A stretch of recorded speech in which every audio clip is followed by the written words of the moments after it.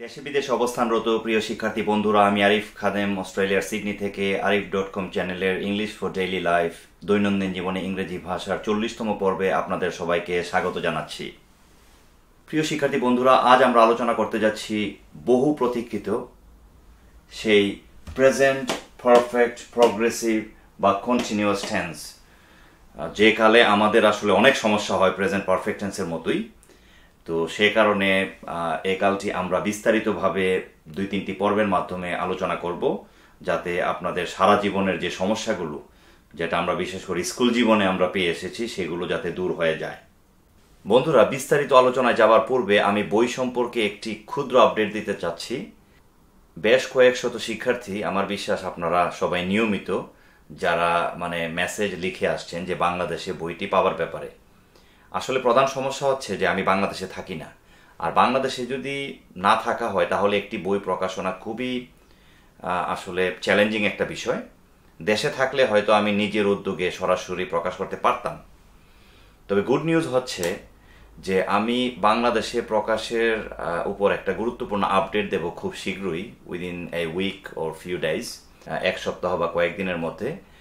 আমি চাই যে আপনারা ওই পর্বটি মনোযোগিতার সাথে দেখবেন এবং সেটার সপক্ষে রেসপন্স করবেন যদি বাংলাদেশে পেতে চান। আসলে বাংলাদেশে অনেক ধরনের সুবিধা অসুবিধা আছে প্রকাশের ক্ষেত্রে, হয়তো অসুবিধার পাল্লাটা একটু ভারী। তো এগেইন, যে দেশে থাকলে আসলে সমস্যাগুলো একটু কম হতো। তো সে কারণে যেহেতু আপনারা অনেক চাচ্ছেন, আমি এ ধরনের একটা উদ্যোগ হয়তো নিতে পারি। তবে আপনারা অবশ্যই সেই পর্বটি দেখবেন এবং সেটার উপর ভিত্তি করে ইমিডিয়েটলি রেসপন্স করবেন, যাতে আমরা এই প্রজেক্টে আসলে এগিয়ে যেতে পারি। ধন্যবাদ। শিক্ষার্থী বন্ধুরা, ইতিমধ্যেই আমরা প্রেজেন্ট পারফেক্ট টেন্সের উপর বিস্তারিত আলোচনা করেছি একের অধিক পর্বে, এবং আমাদের যে সমস্যাগুলো, বেসিক যে ত্রুটিগুলো বা কনফিউশনগুলো, সেগুলো আশা করছি সে সমস্যাগুলো দূর করতে সম্ভব হয়েছে। তো আজকে সেটার সূত্র ধরেই আমরা আরও একটি কাল, খুবই গুরুত্বপূর্ণ একটি কাল আমরা আলোচনা করব বিস্তারিতভাবে। তো by the name present perfect progressive tense, আমি আবারও বলছি বরাবরের মতো যে যারা আমার পূর্ববর্তী ক্লিপগুলো দেখেননি, বিশেষ করে প্রেজেন্ট পারফেক্ট টেন্সের পাস্ট প্রগ্রেসিভ, প্রেজেন্ট প্রগ্রেসিভ, সেই ক্লিপগুলো দেখে নেবেন। কারণ ওই এপিসোডগুলো যদি না দেখেন তাহলে আজকের পর্বে আপনাদের কিছুটা হলেও ত্রুটি বা কনফিউশন থাকবে। আমি প্রতিনিয়ত দেখি অনেকেই বলেন যে আপনি নতুন ক্লিপ দেন, নতুন ক্লিপ দেন, এবং যারা এ সমস্ত কমেন্ট লিখছেন আমি তাদেরকে ওয়েলকাম জানাই, সাধুবাদ জানাই।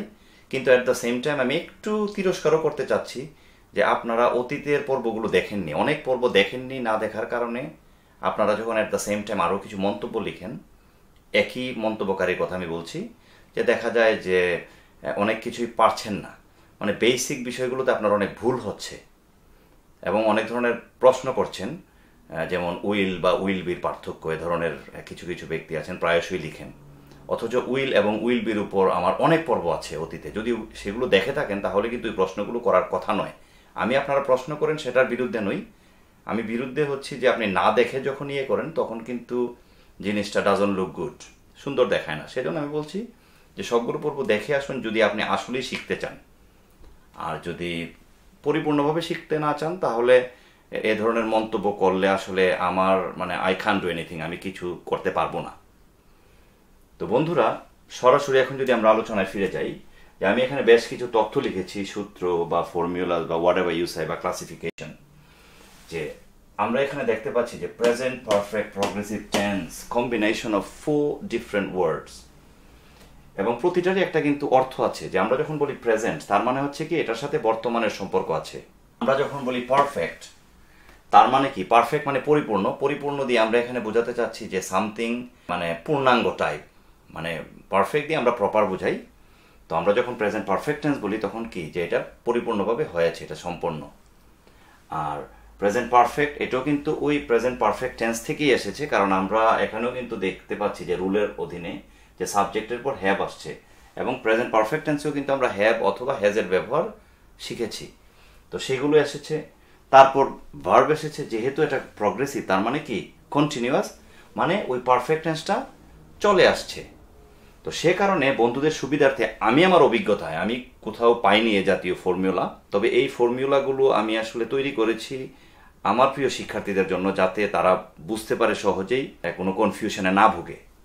তো একটু মনোযোগিতার সাথে, আমি জানি most of you listen to me, আপনাদের অধিকাংশই খুব মনোযোগিতার সাথে শুনেন বা দেখেন, কথা বোঝার চেষ্টা করেন।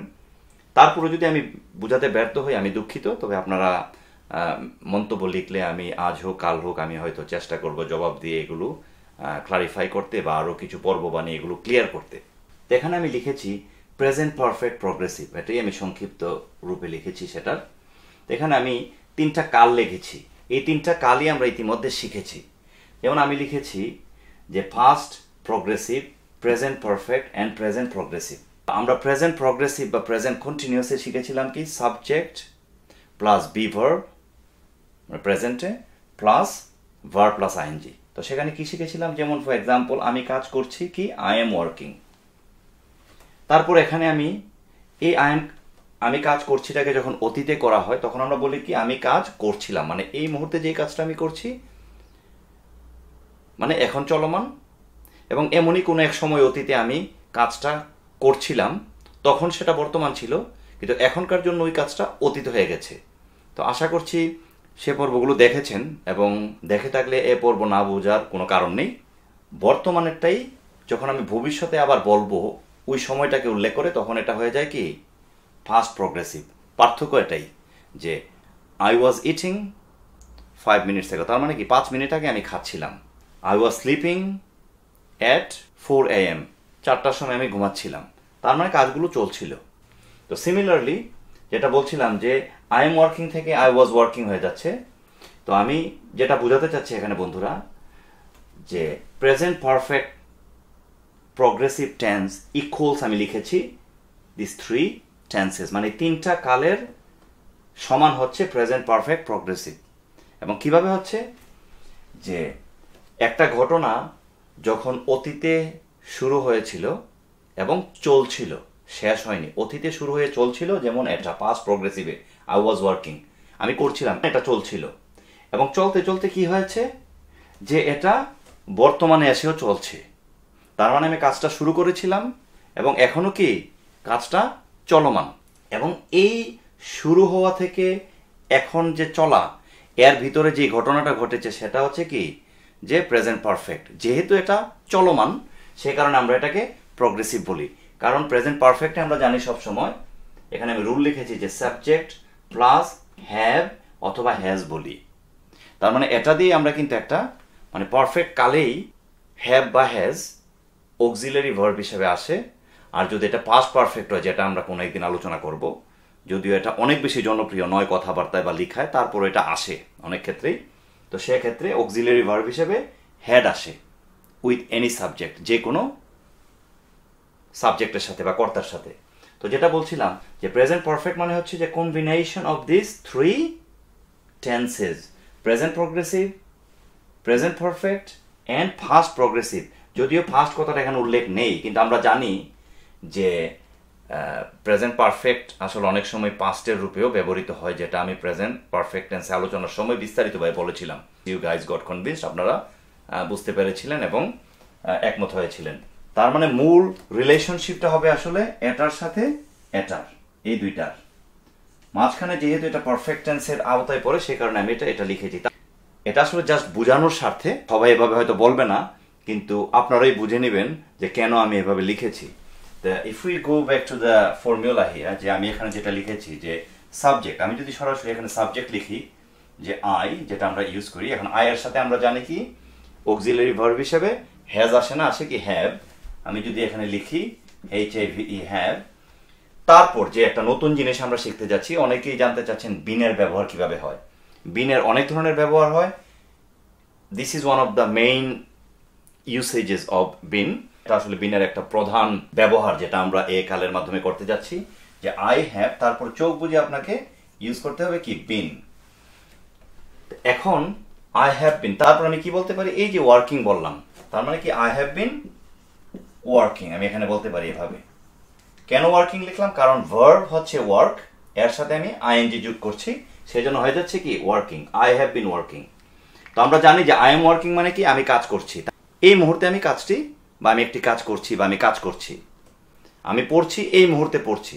কিন্তু এটা যখনই আমরা বলবো যে আই হ্যাভ বিন ওয়ার্কিং, তার মানে হচ্ছে যে আমি একটা সময়ে শুরু করেছিলাম। ওই যে বললাম এখানে যে আই ওয়াজ ওয়ার্কিং, তার মানে আমি অতীতের কোনো এক সময় কাজটা শুরু করে আমি চালাচ্ছিলাম, এবং ওই কাজটা আমি এখনো শেষ করিনি এবং এখনো চলছে। এটাই পার্থক্য, যে অতীতে শুরু হওয়া কাজটা বর্তমানেও চলছে। সে কারণে আমি এভাবে সূত্রের উল্লেখ করেছি, যাতে আপনারা বুঝতে পারেন। I have been working. এখন প্রশ্ন হতে পারে যে আই এম ওয়ার্কিং আর আই হ্যাভ বিন ওয়ার্কিং, দুইটার অর্থ তো বাংলায় মনে হয় একই। হ্যাঁ, বাংলায় বলতে একই মনে হয়, কিন্তু ইংরেজিতে আসলে একটা বিশদ পার্থক্য আছে এখানে। যে আই এম ওয়ার্কিং বলতে এই মুহূর্তেই চলছে, আমি কতক্ষণ ধরে করছি কাজটা এটার কোনো নিশ্চয়তা নেই, কারণ আমি এখন করছি, এখনই শেষ করে দিতে পারি। আমি করছিলাম, তখনই হয়তো শেষ করে দিয়েছিলাম, নোবডি নোজ। কিন্তু এই কালটা যখন আমি বলবো যে I have been working, by the look of the sentence we can assume that this activity has been running for some time. মানে এটার চেহারা দেখে আমরা বুঝতে পারি এই বাক্যের যে এই কার্যক্রমটা কিছু সময় ধরে চলছে, এবং এটা হতে পারে অনেক বছর ধরে। আপনি হয়তো একটা দেশে 10 বছর ধরে আছেন, তাহলে আপনি কি বলবেন? যে আই হ্যাভ বিন, বলুন আই হ্যাভ বিন লিভিং। ওকে, তারপর এই যে আমি এখন বললাম যে আই হ্যাভ বিন ওয়ার্কিং, হতে পারে এটা কি যে 1 ঘন্টা ধরে আমি কাজ করছি। তো প্রেজেন্ট পারফেক্ট টেন্সে একটা নতুন বিষয় যেটা আমরা বিস্তারিতভাবে আগামী পর্বে শিখবো, সেটা হচ্ছে যে ফর এবং সিন্সের ব্যবহার। এটা অনেককে কনফিউশনে ভোগায়, তো সেই জন্য আমি চাচ্ছি যে ওইটার উপর একটা স্পেশাল পর্ব করার জন্য এই ইংলিশ ফর ডেইলি লাইফে। তো আজকে আপনাদের বোঝার স্বার্থে আমি জাস্ট সংক্ষেপে কয়েকটা এক্সাম্পল দিতে চাচ্ছি। যে আমি হয়তো বললাম যে আমি 1 ঘন্টা ধরে কাজ করছি, তাহলে কি বলবো? যে I have been working for 1 hour। আপনি এখানে সরাসরি কি বলতে পারেন? যে ফর 1 hour, অথবা এটাকে আপনি ফর an hourও বলতে পারেন। আপনি 1 না বলে nও বলতে পারেন, ফর an hour। এবং আর্টিকেল এন এর ব্যবহারের উপর একটি পর্ব আসছে শীঘ্রই, তখন এন এর যে ব্যবহারটা আমি ক্লিয়ার করে দেব। অনেকে এ ব্যাপারে অনেক জানতে চাচ্ছেন। আমি এর উপর বিস্তারিত আলোচনা করেছি একটা পর্বে, ভোকাবুলারি পর্বে, সেটাও দেখে নেবেন। ওকে, তারপর আমরা হয়তো বলতে পারি যে আমরা 1 ঘন্টা ধরে, এখানে আমি ফর দিয়েছি, এটা মনে রাখবেন যে ফর an hour। 2 ঘন্টা কি হবে? For 2 hours। হয়তো আমরা বললাম যে আমরা 2 ঘন্টা ধরে খেলা করছি, হয়তো বলতে পারি 2 ঘন্টা ধরে আমরা ক্রিকেট খেলছি, তাহলে কি হবে? উই হ্যাভ বিন কি সিম্পলি প্লেইং বলবো, প্লেইং, তারপর কি ক্রিকেট, তারপর ফর 2 hours। এখানে কিন্তু আওয়ার বললে হবে না, কারণ এখানে কিন্তু 1-এর অধিক ঘন্টা, সেই কারণে আওয়ার্স বলতে হবে। এখানে an hour বা 1 hour, কারণ একটাই জন্য এটা সিঙ্গুলার। তারপর হয়তো বললাম যে কুদ্দুস 3 ঘন্টা ধরে সাঁতার কাটছে, কি বলবেন? বলুন দেখি আপনারা, অনেকটা টেস্ট ইউরসেলফের মতোই হয়ে যায়। যে কুদ্দুস, তখন কি হ্যাভ হবে? না, এখানে বুঝতে হবে যে ফর্মুলা অনুযায়ী হ্যাভ অথবা হ্যাজ, এবং আমরা জানি যে থার্ড পারসন সিঙ্গুলার নাম্বারের সাথে আমরা সরাসরি হ্যাভ বলতে পারি না।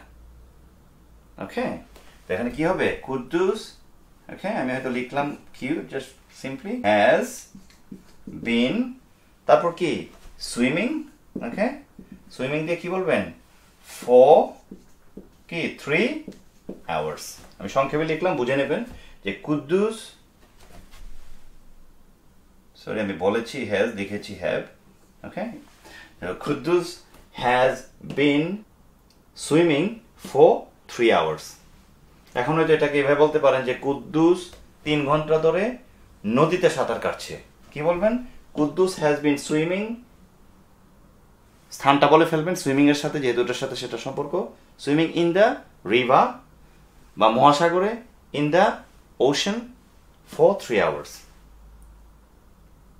তো এভাবে এই যে সময়গুলো, এগুলোর সাথে কি আমরা ফর ব্যবহার করব। তো বন্ধুরা, আমি আগেও বলেছি যে ফর এবং সিন্সের উপর আমি আলোচনা করব, তখন বিষয়টা আপনাদের আরো বেশি ক্লিয়ার হবে আর কি। তো এখন আপনারা এই বিষয়গুলো বোঝার চেষ্টা করুন। এভাবে আপনি হয়তো বলতে পারেন যে রাবেয়া আধা ঘন্টা ধরে পড়াশোনা করছে। পড়াশোনা করে ইংরেজি কি? স্টাডি। কি বলবেন? রাবেয়া হ্যাজ বিন স্টার্টিং কি হবে ফর হাফ অ্যান আওয়ার দিতে হবে। ওকে, রাবেয়া দিয়ে তারপর কি হবে has been starting for half an hour, এভাবে লিখতে হবে। কারণ 1 আওয়ার হচ্ছে পুরো 1 ঘন্টা 60 মিনিটস, এর অর্ধেক হচ্ছে কি হাফ অ্যান আওয়ার। এটা আমি জানি একটা নতুন জিনিস অনেকের জন্য, এটা মনে রাখতে হবে যে হাফ অ্যান আওয়ার বা ফর 30 মিনিটস মানে যাবত, এই সময় যাবত, এটা আমরা ফর দিয়ে বলছি। এখন যদি বলা হয় যে মেয়েটি 4 ঘন্টা ধরে নাচানাচি করছে, কি বলবেন? নাচানাচি মানে নাচছে, ড্যান্স বলুন। দ্য গার্ল হ্যাভ হবে না, কারণ গার্ল হচ্ছে third person singular. The girl has been dancing for 4 hours. হয়ে গেল। তো বন্ধুরা, আগামী পর্বে আমরা ফর এবং সিন্সের উপর আলোচনা করব, প্লাস আমরা টেস্ট ইউর সেলফ থাকবে সেটাতে। তো আশা করছি সে পর্বটি আপনারা দেখবেন। ধন্যবাদ। প্রিয় শিক্ষার্থী বন্ধুরা, আশা করছি বরাবরের মতো আজকের ক্লিপটি আপনাদের ভালো লেগেছে। আর যদি ভালো লেগে থাকে তাহলে চ্যানেলের নিচের যে লাইক বাটনটি আছে সেটি প্রেস করতে ভুলবেন না, এবং বন্ধুদের সাথে ফেসবুক সহ যে মাধ্যম ইউজ করেন সেখানে শেয়ার করবেন। বিশেষত কোনো কিছু জানতে চাইলে চ্যানেলের নিচে মন্তব্য লিখতে পারেন।